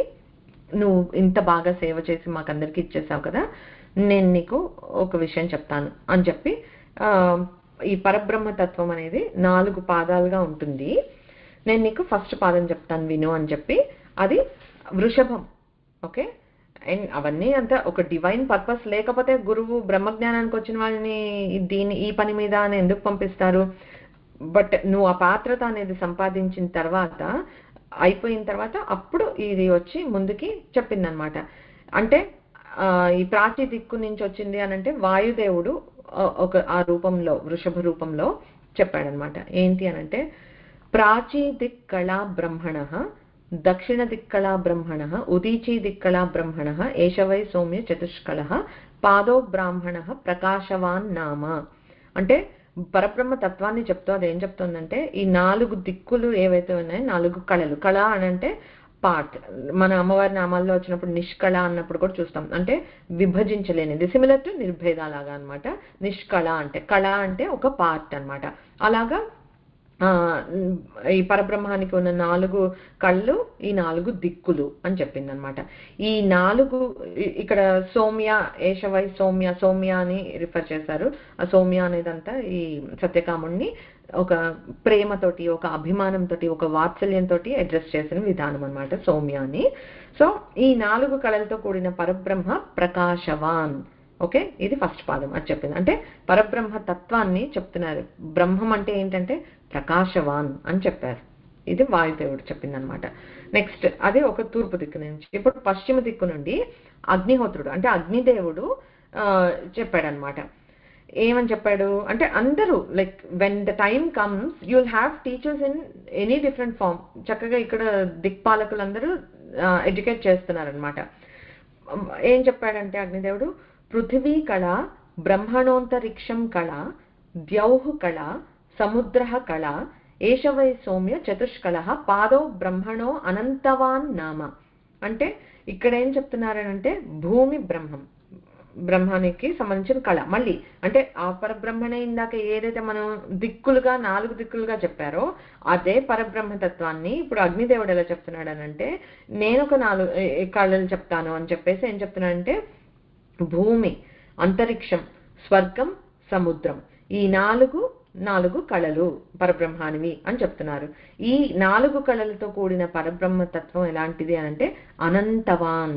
అంటే ఈ అనంతమైన భూమి, ఆకాశ, అంతరిక్షాలలో ఉన్న పరమాత్మ అనంతవాన్. దట్స్ అనదర్ attribute ఆఫ్ పరబ్రహ్మం. ప్రకాశవాన్, అనంతవాన్ చెప్పారు. ఇప్పుడు దక్షిణ దిక్కు నుండి ఒక హంస ఉపదేశించింది అనమాట. ఏమని, అగ్ని కళ బ్రహ్మణ, ఆదిత్య కళ, చంద్రమా కళ, విద్యుత్ కళ, ఏష వై సౌమ్య చతుష్కళ, పాదో బ్రహ్మణో జ్యోతిష్మాన్ నామ. అంటే ఇక్కడ ఏం చెప్పారు, మళ్ళీ ఈ హంస ఉపదేశం ఎలా చేసింది, దక్షిణ దిక్కు నుంచి హంస చెప్పింది. ఏం చెప్పిందంటే అగ్ని బ్రహ్మం యొక్క కళ, సూర్యుడు బ్రహ్మం యొక్క కళ, చంద్రుడు బ్రహ్మ కళ, మెరుపు బ్రహ్మ కళ. సో ఈ 4 కళలతో కూడిన బ్రహ్మాన్ని జ్యోతిష్మాన్ అని అంటారు అని చెప్పారు. సో ప్రకాశవాన్, అనంతవాన్, జ్యోతిష్మాన్. ఫైనల్ గా ఉత్తర దిక్కు 4వ దిక్కు నుండి ఒక జలచరం అంటే ఒక నీటిలో ఉండే ఒక నీటి పక్షి అట్లా అనుకున్నాము. అది ఆ మడుగులో నుండి అది చెప్పిందట. ప్రాణః కళ, బ్రహ్మణశ్చక్షుః కళ, శ్రోత్రం కళ, మనః కళ. ఇది ఇంకో 4 భాగాలు చెప్పింది. ఏష వై సౌమ్య చతుష్కళ, పాదో బ్రహ్మణ ఆయతవాన్ నామ. అంటే ఆయతనవాన్ నామ అంటే ఇక్కడ మళ్ళీ పరబ్రహ్మ కళలు చెప్తూ ప్రాణం ఒకటి, కన్ను ఒకటి, చెవి ఒకటి, మనస్సు ఒకటి, ఈ 4 కళలతో కూడినది ఆయతనవాన్ అయిన పరబ్రహ్మ. ఇక్కడ అనదర్ అట్రిబ్యూట్ ఇచ్చారు. ఇది 4వ పాదం. సో ఈ 4 పాదాల్లో పరబ్రహ్మ తత్వాన్ని ఉపదేశించారంటే అంటే మనము ఇది అంటే ఎందుకు I wanted to take this example అని అంటే, సృష్టిలో చూస్తే ఇప్పుడు మనమైతే ఇంకా ఎన్నో భాగాలు చెప్తాము. వీళ్ళు ఎలా చెప్పారు, ఈ పెద్ద విశ్వానికి సంబంధించిన దీంట్లో చెప్తే దిక్కుల్ని చెప్పారు, తర్వాత ఈ అంతరిక్షము, భూమి అంటే ఆ లెవెల్లో విభాగాలు చేసి చెప్తున్నారు కదా. సూర్యుడు, చంద్రుడు అని చెప్పి బిగ్ లెవెల్లో, అండ్ ఈ శ్రోత్రం, మనసు, ఇవి అందరికీ ఉండేవి. సృష్టిలో ప్రతి ఒక్క ప్రాణికి ఉండే ఇవన్నీ కలిపి ఇంత హై లెవెల్లో మనకి చెప్పారు. సో భాగం అంటే ఏంటి, శకలం, ఒక పార్ట్ని శకలం అంటారు. ఈ శకలాలుగా భాగాలుగా సృష్టి మొత్తం మనకి కనిపిస్తూనే ఉంటుంది కదా, భేదాలు ఉన్నట్లే కనిపిస్తూ ఉంటుంది కదా. కానీ ఈ అన్నిటికీ మూలమైన పరబ్రహ్మం ఎలా అయితే ప్రతి ఒక్కళ్ళు ఆ మూలం ఎవరు, పరబ్రహ్మే ఇలా వ్యక్తమవుతున్నాడు, పరబ్రహ్మే అలా వ్యక్తమవుతున్నాడు అని అందరూ చెప్పింది ఒకటే పరబ్రహ్మం గురించి. ఓకే, సో మనం పార్ట్లుగా ఎన్ని విభాగాలు చేసి ఎన్ని శకలాలుగా చెప్పినా మనం చూడాల్సింది, పట్టుకోవాల్సింది అన్నిట్లో సకలమైన పరబ్రహ్మని. సో శకలం నుండి సకలానికి మూవ్ అవ్వాలి. సకలం అంటే యూనిఫైడ్ వ్యూ, అన్ని పుట్ టుగెదర్, దట్ ఈస్ పరబ్రహ్మతత్వం. దాన్ని మనం బ్రేక్ చేస్తుంటే అదే శకలం అనమాట. సో శకలం నుండి సకలానికి రావాలి. సో ఆ అన్నిటికీ మూలకారమైన పరబ్రహ్మతత్వం ఏదైతే ఉందో అదే నిర్భేద. ఆ నిర్భేద అయిన తత్వమే ప్రకాశవాన్ అంటే ప్రకాశవంతమైనది, అనంతవాన్ అనంతమైనది. ఆత్మతత్వానికి సంబంధించిన ప్రకాశం, అది నత్ర సూర్యోభాతి న చంద్ర తారకం అన్నట్లు సెల్ఫ్ ఇల్యూమినేటింగ్, అనంతమైనది, మనము కాంట్ మెజర్. జ్యోతిష్మాన్ జ్యోతిర్మయమైనది, ఆయతనమాన్ ఆశ్రయ స్వరూపమైనది అన్నమాట. అలా అంటే సో ఆ శకలాలుగా ఉన్న సృష్టిని మనం ఒక్క పరబ్రహ్మతత్వంగా చూస్తే అదే భేద నాశనం అన్నమాట. అంటే అగైన్ ఆ అద్వైత సిద్ధి, ఆ పరబ్రహ్మ జ్ఞానాన్ని మనం పొందినప్పుడు ఈ భేద నాశనం అనేది ఆటోమేటిక్ గా జరుగుతుంది. సో మన జీవితంలో మనం చేసే సాధన అంతా దేనికి అనంటే ఈ భేద నాశనం కోసమే. సో ఇంపార్టెంట్ నామం భేదనాశిని అనేది. ఎందుకంటే ఇందాక చెప్పుకున్నాం కదా, మనం ద్వైతం వల్లే మనం భేదాన్ని చూస్తున్నాం. అంతా పరమాత్మ అనేది సింపుల్, ఇది మనకు అర్థమైపోతే సింపుల్ అర్థమైపోతే కనుక నిర్భేద, మనం కూడా భేదనాశిని నాశనం అయిపోయి మనం కూడా నిర్భేద అయిపోతాం అనమాట. సో అది అమ్మవారి అనుగ్రహం ఉంటే అవుతాయి. కొన్ని కొన్ని మనం తలుచుకుంటే అవ్వవు. కొన్ని కొన్ని ఏమిటి ప్రతిదీ అమ్మ అనుగ్రహంతో మనం ఒక మాట మాట్లాడుతున్నాము, ఒక ఊపిరి తీసుకుంటున్నాము, ఊపిరి వదులుతున్నాము అని అంటే అంతా అమ్మవారి అనుగ్రహం వల్లనే జరుగుతుంది తప్పితే మన ప్రమేయం కాదు. మన ప్రమేయం అయితే నిద్రలో అలాగా బాడీ స్పృహ లేకుండా పడున్నప్పుడు కూడా ఊపిరి తీసుకోమని ఎవరు చెప్తున్నారు? మనలో ఉండే చైతన్యం.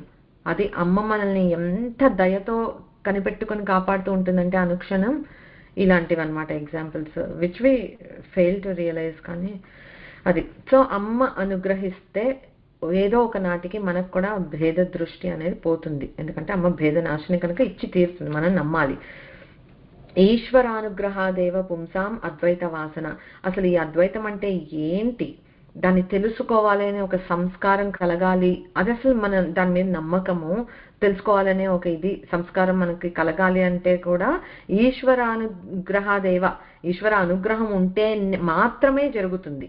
అదేదో ఎవరో అనుకుంటే, లేకపోతే నేను నీకు నేర్పిస్తాను రా అని ఎవరైనా కూర్చోబెట్టి నేర్పిస్తే ఎంత గొప్ప గురువైనా అది కాదు. నేర్చుకునే వాళ్ళకి, ఆ జ్ఞానం పొందే వాళ్ళకి ఆ దేవుడిది అనుగ్రహం ఉంటే ఇట్ విల్ హ్యాపెన్ అన్నమాట. సో కూర్మ పురాణంలో చెప్తారనమాట, త్వం హి సా పరమాశక్తి అనంతా పరమేష్ఠిని సర్వభేద వినిర్ముక్త సర్వభేద వినాశిని. అంటే అన్ని భేదాలని తొలగించి, అంటే మనలో ఉన్న ఈ అవిద్యని, భేద దృష్టిని తొలగించి అన్నిటా పరమాత్మని చూడగలిగే నిర్భేద దృష్టిని, అద్వైత దృష్టిని ప్రసాదిస్తుంది కనుక అమ్మ భేదనాశిని. సో దిస్ ఈ శ్లోకం సంసప్త మీనింగ్ ఆఫ్ దిస్ నామం భేదనాశిని. ఇంకొకటి చెప్తాను, నిర్నాశ. నెక్స్ట్ నామము 3 అక్షరాల నామము నిర్నాశ. శ్రీ నిర్నాశాయై నమః. నిర్గతః నాశః యస్యాస. నాశనం లేనిది అమ్మవారు. సింపుల్. ఈ సృష్టిలో ఉన్న ప్రతి క్రియేషన్ నశించిపోయేదే. ఈ నశించిపోయే ప్రతి క్రియేషన్ లో ఎప్పటికీ నశించని ఒక ఆత్మతత్వం ఏదైతే ఉందో అది పరమాత్మ, అమ్మవారు. సో ఆ ఆత్మ వస్తూ అదే పరమాత్మ who does not have any నాశనం, నిర్నాశ, నాశనం అయిపోయే మనందరిలో ఉంది కదా. So that is where we are. భగవద్గీతలో ఏం చెప్పారంటే, అంతవంతః ఇమే దేహా నిత్యస్యోక్తా శరీరిణః అనాశినో అప్రమేయస్య తస్మాద్యుధ్యస్వ భారత. ఏం చెప్తున్నానంటే ఆత్మ మాత్రం నాశరహితమైనది, అంటే నాశనం లేనిది. ఈ దేహాలు, శరీరాలు ఇవన్నీ ఎప్పటికైనా నశించేవే. తెలిసిందే కదా, మన కళ్ళ ముందే ఎన్నో మంది దేహాలు పడిపోవటం అనేది చూస్తుంటాం. మన దేహం కూడా ఎప్పుడో టైం వచ్చినప్పుడు పడిపోతుంది. కానీ వాటన్నిటిలో ఉన్న ఆత్మ మాత్రం నాశరహితమైనది. ఓకే. అనాశినో అప్రమేయస్య అంటే దానికి ప్రమేయము, పరిమితి అలాంటివి ఏమీ లేవన్నమాట. అంటే you can't define it or describe it. ఇది అని డిస్క్రైబ్ చేయటానికి ఇందాక మనకి డిస్క్రిప్షన్ లో చూసాం, కొన్ని అట్రిబ్యూట్స్ చెప్పాం. ఆ అట్రిబ్యూట్స్ కాకుండా ఇంకోలా పరమాత్మ వ్యక్తం అవ్వరా? అలా ఏం లేదు. ఏమనాలి, మన వాక్కులకి కూడా అందని పరమాత్మ తత్వం. సో అందుకని అపరిమితమైనది అనంటే ఇదే స్పెసిఫిక్ అట్రిబ్యూట్స్ ఆఫ్ పరమాత్మ అని చెప్పి ఊరుకోలేం. చెప్పగలం, ఎన్నో చెప్పగలం అర్థం చేయించడానికి, ఇది మాత్రమే అని చెప్పి ఊరుకునేటట్లుగా చెప్పలేమన్నమాట. అండ్ శాశ్వతమైనది. నజాయతే మ్రియతే వా కదాచిత్ నాయం భూత్వా భవితా వా న భూయః అజో నిత్యః శాశ్వతోయం పురాణో న హన్యతే హన్యమానే శరీరే సేమ్ థింగ్ ఇంకొక డిఫరెంట్ గా చెప్తున్నారు. నా జాయతే దానికి పుట్టుక లేదు, నా మ్రియతే అంటే మరణం లేదు, తర్వాత నాయం భూత్వా భవితా వాన భూయ అంటే ఒకప్పుడుండి మరొకటి లేదు అనే టైపు కాదు. అజహ జన్మ లేనిది, నిత్య ఎప్పుడూ ఉండేది, శాశ్వతమైనది అంటే ఎప్పటికీ ఉండేది. తర్వాత పురాణ పురాతనమైనది అంటే ఆది మధ్యాంతరాలు అనేవి లేవు కదా. అమ్మ పరమాత్మ ఆది ఏంటి, ఎవరి నుంచి పుట్టారు అంటే దెర్ ఇస్ నో ఆది, ఎందుకంటే పరమాత్మే ఆది కనుక. ఇంకా దానికి మళ్ళీ అజహ జన్మ లేదు. ఎక్కడి నుంచి వచ్చాము అంటే ఎప్పుడుంది, డేట్ చెప్పండి ఎప్పటి నుంచి ఈ పరమాత్మ తత్వం ఉంది అని అంటే you can not say that, it's for ever eternal అనమాట. సో అలాగా నా హన్యతే ఏంటి, నాశనం లేనిది. ఈ హన్యమానే శరీరే నాశనం అయిపోయే శరీరంలో ఉన్న ఆత్మకి ఉండే అట్రిబ్యూట్స్ ఏంటంటే దానికి చావు లేదు, పుట్టుక లేదు, దానికి అదేంటి ఇప్పుడుండి అప్పుడు వెళ్ళిపోతుంది అనేది లేదు, జననం లేదు, ఎప్పటికీ ఉండేది శాశ్వతమైనది. ఇదంతా ఉన్న ఆత్మ అశాశ్వతమైన ఈ శరీరంలో కూడా ఉంది అని చెప్తున్నారనమాట. సో ఇంతకీ ఇదే మన అందరి నశించిపోయే శరీరాల్లో ఉంది. సో దట్ థియరటికల్ గా at least we all know that. మనకి సత్యం జ్ఞానం అనంతం బ్రహ్మ అని చెప్తుంటారు కదా, తైత్తరీయోపనిషత్తులో వాక్యం అనమాట. ఇక్కడ సత్యం అంటే ఏంటి, సత్ అంటే నిజమైన అస్తిత్వం కలది. ఆత్మ తత్వం ఏంటంటే నిజమైన అస్తిత్వం కలది. సో ప్రపంచంలో మనం ఏదైనా ఒక వస్తువుని కానీ ఒక వ్యక్తిని కానీ మనం చూస్తున్నాము అని అంటే మనకి వాళ్ళు ఇష్టమైతే ఒకలా కనిపిస్తారు, ఇష్టం లేకపోతే ఒకలా కనిపిస్తారు, న్యూట్రల్ గా ఉంటే ఒకలా కనిపిస్తారు. సో మనకి వాళ్ళ పట్ల ఉన్న ఫీలింగ్స్ ని బట్టి వాళ్ళు మనకు కనిపిస్తారు. నాకు చాలా ఇష్టమైన వాళ్ళు మీకేం ఇష్టం అవ్వాలని రూల్ ఉండదు కదా. సో సిమిలర్లీ మన దీన్ని బట్టి లేదు, ఇష్టము తీసి పక్కన పెట్టేస్తే మన ప్రీవియస్ ఎక్స్పీరియన్స్, ఎవరో పరిచయం లేని వ్యక్తిని చూస్తే కూడా మన ప్రీవియస్ ఎక్స్పీరియన్సెస్ ని బట్టి వీళ్ళు వాళ్ళలాగా ఉంటే బయాసెస్ అన్నమాట మనకి ఇవన్నీ. సో మనం అలాగా అప్లై చేసేసుకుంటూ ఉంటాం. సో ఉన్నది ఉన్నట్లుగా సత్యాన్ని సత్యంలాగా మనం చూడట్లేదు, మన దృష్టిని మన ఇన్ఫరెన్సెస్ ని ఆపాదించుకుని మనం చూస్తున్నాం అనమాట. మనకి తోచినట్లు మనం చూస్తున్నాం తప్పితే ఉన్నది ఉన్నట్లుగా మనం సత్యాన్ని చూడట్లేదు. అందుకని నా సత్యం వేరు, మీ సత్యం వేరు, అలా ప్రతి ఒక్కళ్ళ సత్యాలు వేరుగా ఉంటాయి. ఎప్పుడైనా ఏదైనా ఒక ఇన్సిడెంట్ జరిగిందనుకో, అందుకే చెప్తారు ఇద్దరి మధ్య ఏదైనా ఒక ఇది జరిగింది, మనం ఒక మూడో వ్యక్తిలాగా వింటున్నాం. వీళ్ళు ఒక పర్సన్ 1 ఒక వర్షన్ చెప్తారు, పర్సన్ 2 ఒక వర్షన్ చెప్తారు, ఇద్దరు 2 వర్షన్స్ చెప్తారు. సో యూజువల్లీ ఏమంటారంటే don't jump in to conclusions by listening to just one party. Being fair, ఇద్దరిని వినాలి ఏం జరిగింది, వాళ్ళ వర్షన్ ఆఫ్ ద స్టోరీ ఏంటి, వీళ్ళ వర్షన్ ఆఫ్ ద స్టోరీ ఏంటి. బట్ యాక్చువల్గా ఏం చెప్తారంటే వాళ్ళ వర్షన్ ఒకటి ఉంది, వీళ్ళ వర్షన్ ఒకటి ఉంది, బట్ అసలైన సత్యం ఇంకోటి ఉంది అని అంటారు కదా. ఎందుకంటే ఎవరు చెప్పినా అది నీ పర్స్పెక్టివ్ నుంచి నీకేమనిపించింది అలా చెప్తారు, కానీ లేకపోతే అసలు ఎందుకు వేరే అవుతుంది, 2 వర్షన్స్ ఎందుకు ఉంటాయి సత్యాన్ని సత్యంలాగా చూస్తే. సో చూడట్లేదు అంటే ఈ వర్షన్ కాదు ఈ వర్షన్ కాదు, 3rd వర్షన్ ఇంకోటి ఉంది, అది సత్యం అనమాట. సో అలాగా ఆ కనిపించని ఆ 3వ సింహం 4వ సింహం టైప్ లో ఈ కనిపించని ఇంకో వర్షన్ ఏదైతే ఉంటుందో అది యాక్చువల్లీ సత్యం అనమాట. సో ఈ సత్యం అని ఇది అని ఆత్మవస్తువుని డిస్క్రైబ్ చేయటానికి ఇందాక అనుకున్నాం అనిర్వచనీయం, నిర్వచించి మనం చెప్పలేమన్నమాట. ఎందుకంటే నిర్గుణ అంటే గుణాలు లేవు, ఇట్లా ఉంటుంది ఇట్లా ఉంటుంది అని వర్ణించడానికి. నిరాకార ఆకారం లేదు. సో అంటే ఒకటి నువ్వు చెప్పావు అని అంటే we're trying to confine it to a particular property or ఇది attribute, but that's not true కదా. అందుకని you are only giving examples to identify, but that does not completely define అనమాట. ఆ నిర్వచనం చేయటం అనేది చాలా కష్టం, ఆ సత్యాన్ని మనకి ఉన్నట్లుగా చెప్పటం అనేది కష్టం అనమాట. సో ఎందుకనంటే నిర్గుణ నిర్వికార, అంటే ఎప్పుడు మార్పు లేకుండా ఉంటుంది, నిత్య నిర్భేద, భేదాలు అఖండంగా ఉంటుంది అంటే ఖండం ఖండంగా ఉండదు, నిష్కళ నిర్భేద, అలా సర్వగత ఎప్పటికీ ఉండే తల్లి, అలాంటిది సత్ ఎప్పటికీ ఉంది మార్పు లేకుండా అలా ఉండే ఇది సత్యం అన్నమాట. ఆ సత్యస్వరూపంకి నాశనం ఎక్కడ? మనం ఇన్ని చెప్పుకున్నాం, మృత్యు లేదు, నాశనం లేదు, ఇంకోటి లేదు, చేంజ్ లేదు, అసలు ఆకారం లేదు, అసలు ఈ ప్రాపర్టీయే లేదు అనే దానికి అసలు నాశనం ఏంటి అసలు ఇంకా? సో నిర్నాశ సచ్చిత్ ఆనందం అని మనం చెప్పుకునే ఆ సత్యం టెల్స్ అస్ దట్ పరమాత్మ ఈజ్ నిర్నాశ అనమాట. నెక్స్ట్ జ్ఞానం. జ్ఞానం అంటే చిత్. ఆ చిత్ అంటే మనలో ఉన్న చైతన్య శక్తి చిత్ అని అనుకుంటే, మనలో కనుక ఆ పరమాత్మ తత్వము మైక్రో లెవెల్లో ఉంది, రైట్? లేకపోతే అసలు ఆ చైతన్యం లేకపోతే మనం శవం, ఉంటేనే శివం, అంటే ఒక ప్రాణం ఉంది మనలో. ఓకే, సో ఆ చిత్ అనేది మనలో ఉన్నంత వరకే మన ఈ ఉనికి, ఈ శరీరానికి అన్నమాట. సో అది ఉన్నంత వరకే ఇది నేను, నా ప్రపంచము, నా వాళ్ళు, ఇది నాది, ఇలాంటివన్నీ వస్తున్నాయి మనకి. సో ఆ చైతన్యం అనేదే లేకపోతే మనకు అసలు ఈ దేహానికి ఆ దేహమే లేదు ఇంకా, అఫ్ కోర్స్. అయితే ఈ మనలో మైక్రో లెవెల్లో ఉంది. మన అంతం అయినప్పుడు, అంటే ఈ దేహం పడిపోయినప్పుడు ఈ ఆత్మ పరమాత్మలో ఐక్యం అవుతుంది.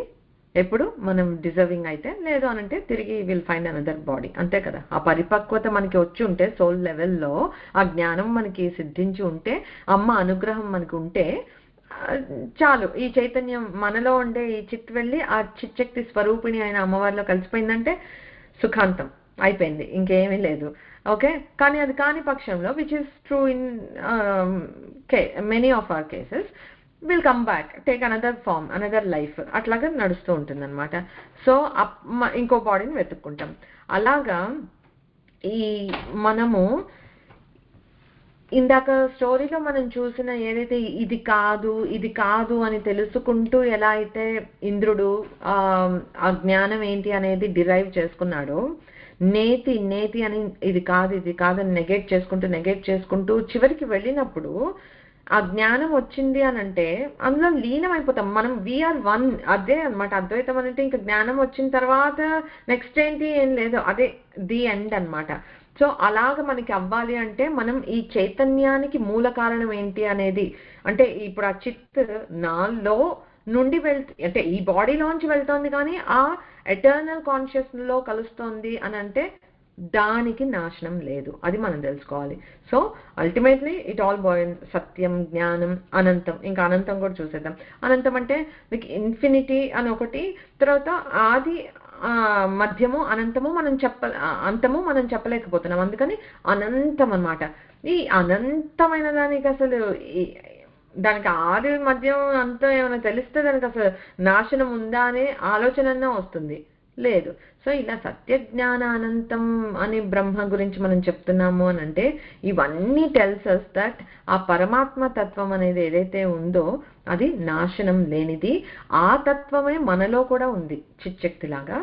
మనం దాన్ని ట్యాపిన్ చేసి దాని ద్వారా మన సాధనని ఇదిగా చేసుకుంటే ఈ చిత్ వెళ్ళి ఆ పరమ చైతన్యంలో, శుద్ధ చైతన్యంలో కలిసిపోతుంది అనమాట. సో అది అందుకని ఈ సత్యం జ్ఞానానంత అని ఇంకా ఉంది యాక్చువల్లీ. అలా చెప్పుకుంటూ పోతే ఇందులో ప్రతి వాక్యము నీకు ఆ నిర్నాశ తత్వాన్ని ఎట్లా చెప్తుందో అలాగే మనం చూడొచ్చు. But for now, for us to understand, I think this is good. నాశనం అనేది లేనిది ఆ శుద్ధ చైతన్య తత్వం పరమాత్మ అన్నమాట. ఇప్పుడు మనకి అంత్యకాలంలో ఒక ప్రళయం వచ్చింది, మహాప్రళయం వచ్చింది. అప్పుడు మనకి సృష్టి జరిగింది కదా. సృష్టి జరిగినప్పుడు ఎట్లాగా అవుతుంది? ఆకాశాత్ వాయు, వాయోర్ అగ్ని, అగ్నిర్ ఆపహ, ఆభ్య పృథివీ. ఈ 5 ఒకదాని నుండి ఒకటి పంచభూతాలు అలా పుట్టుకుంటూ వచ్చి మోస్ట్ స్థూలం that we can all see, touch, feel, smell అన్నీ ఉన్నది ఏంటి అని అంటే భూమి. ఓకే, సో ఈ భూమి గురించి ఇట్లా చెప్పినప్పుడు ఈ మహాప్రళయం వచ్చినప్పుడు ఏమవుతుంది అనంటే, దట్ ఈస్ వై ప్రళయం అనంటే డిస్ట్రక్షన్ కాదు. ఎవరైనా డిస్ట్రక్షన్ అనంటే మనం ఖండించాలి, మనం యూజ్ చేయటం మానేయాలి. అది English word, does not fit in at all. So dissolution or absorption, that suits better అనమాట. ఏమవుతుంది అనంటే ఇక్కడ ప్రళయము అవుతుంది అని అంటే అక్కడ లయం, లయం అంటే లీనం అయిపోవటం, అంటే ఒక దాంట్లో మనం కలిసిపోవటాన్ని లీనం అయిపోవటం అని అంటారు. రివర్స్ ఆర్డర్ ఆఫ్ క్రియేషన్ అవుతుంది అనమాట ఆ డిజల్యూషన్ ప్రాసెస్ లో. ఏమవుతుంది అని అంటే ఫస్ట్ భూమిట నీరులో కలిసిపోతుంది, మొత్తం జలమయం అయిపోతుంది. అలాగే నీరు నిప్పులో, నిప్పు వాయువులో, వాయువు ఆకాశంలో, అట్లా విత్డ్రావల్ అనమాట.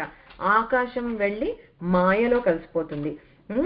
అప్పుడు ఆ మాయ అంటే మాయాశక్తి అమ్మవారు పరబ్రహ్మ తత్వంలో కలిసిపోతే ఇంకా శివ శక్తి ఐక్య రూపం అనమాట. ఇంకా ఏమీ లేదు ఇంకా మళ్ళీ అది డిజల్యూషన్ అంటే అలా జరుగుతుంది. అప్పుడు అది అంతా బ్రహ్మమయం అని అంటే అలా ఆ dissolution process is so beautiful to అసలు ఇమాజిన్ చేయండి. అది ప్రళయం అంటే ఏదో ఇలా వికృతంగా అలా కాదు అసలు. అంటే big scheme of zoom out of like what ఇప్పుడు ప్రళయం అంటే ఈ భూమి మీద అయిపోతుంది, ఇన్ని ప్రాణులు పోతారు, అలా ఇక్కడ మన లెవెల్లో చూడకుండా ఒక సూపర్ఫిషియల్ లెవెల్లో మనం చూస్తుంటే కనుక ఎలా డిజల్యూషన్ అంటే ఈ సృష్టి మొత్తం ఇలా కలిసిపోతుందా, ఇలా పంచభూతాలు ఒకదాంట్లో ఒకటి ఇలా కలిసిపోతాయా, చివరికి మాయాశక్తి పరబ్రహ్మ స్వరూపం. అసలు నాకైతే ఐడియానే అసలు creation and dissolution just visualise చేసుకుంటే కూడా ఎంత బ్యూటిఫుల్ గా ఉందో. అది అంతా బ్రహ్మమయం అంటే రావటం కూడా అన్ని అలాగే బ్రహ్మ నుండి మాయాశక్తి నుండి ఈ పంచభూతాలు ఇవన్నీ పుట్టుకుని వచ్చి ఈ సృష్టి మొత్తం జరిగింది అంతా అమ్మ మాయాశక్తితో అన్నమాట. సో అన్ని ఈ సృష్టిలో ప్రతిదీ నాశనం అవ్వకుండా ఏకంగా నిలిచిన ఆ పరబ్రహ్మతత్వం నిర్నాశ. ఓకే, సో మనం ఈ సృష్టిలో అన్ని నాశనం అవుతున్నా సృష్టి స్థితి లయ కారకురాలైన అమ్మవారు నిర్నాశ. ఓకే, అది ఈ నామం. ఓకే, నెక్స్ట్ నామము మనం నెక్స్ట్ వీక్ చూద్దాం. ఓం పూర్ణమదః పూర్ణమిదం పూర్ణాత్ పూర్ణముదచ్యతే పూర్ణస్య పూర్ణమాదాయ పూర్ణమేవావశిష్యతే. ఓం శాంతి శాంతి శాంతి. హరి ఓం శ్రీ గురుభ్యో నమః. హరి ఓం. శ్రీమాత్రే నమః.